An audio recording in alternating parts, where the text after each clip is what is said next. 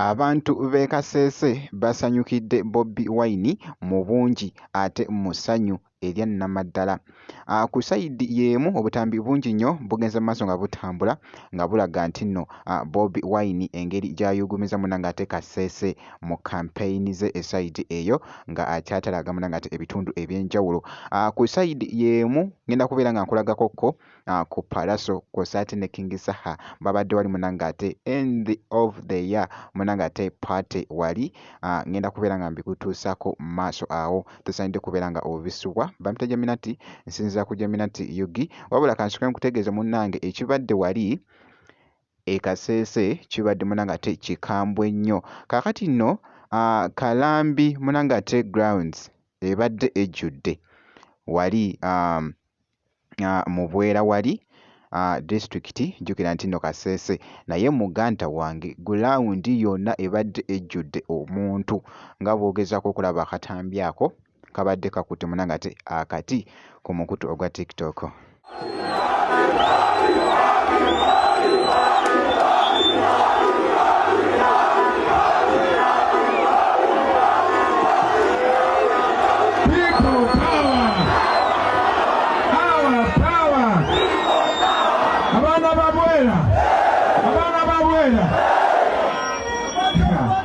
Yogera olulimi ki?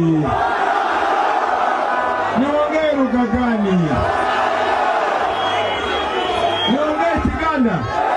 Unachelewa ama nipate mtu abadilishe? Unachelewa vizuri? Manumanyi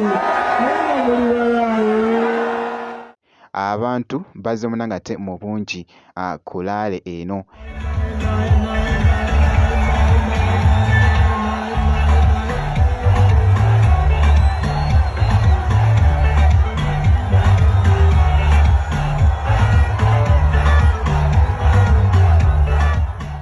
Jjukira nti nno abadde ne laale bbiri era nga ndabyekokko ku bibadde bitambula abantu bajjumbidde nnyo munnange ate laale z'omukulu munnange ate Bobi Wine wali munnange ate mu Kasese.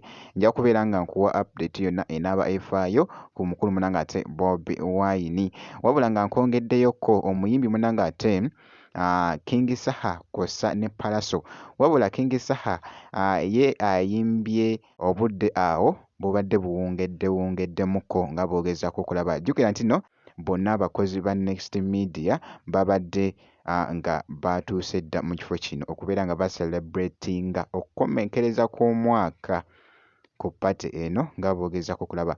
King Saha abakubye omuziki muganda wange kibadde wano.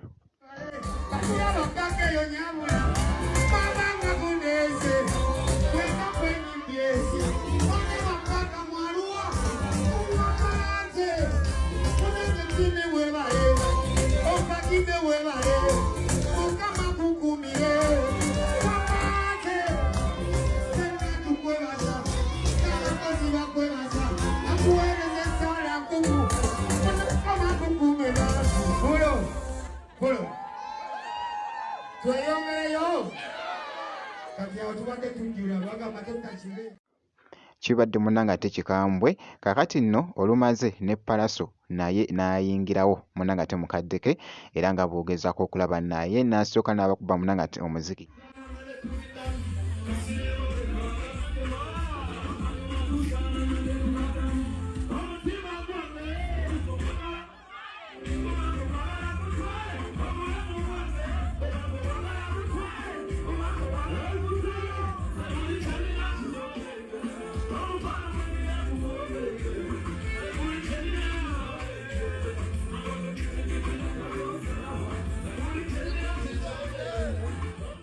Banyumiddwa nnyo nga bw'ogezaako munnange ate okulaba bubadde bukutte munnange ate akati ku mukutu ogwa TikTok obutambi obwo bwe nti nno munnange ate bwe nkoze ku zi updates zino kakasa nti osubscribinga ebisigadde byonna obiturekere gwe kasi tobeera nga osubscribinze byonna bireke ojja kubeera nga ofuna notification ku vidiyo empya enaaba eteereddwayo.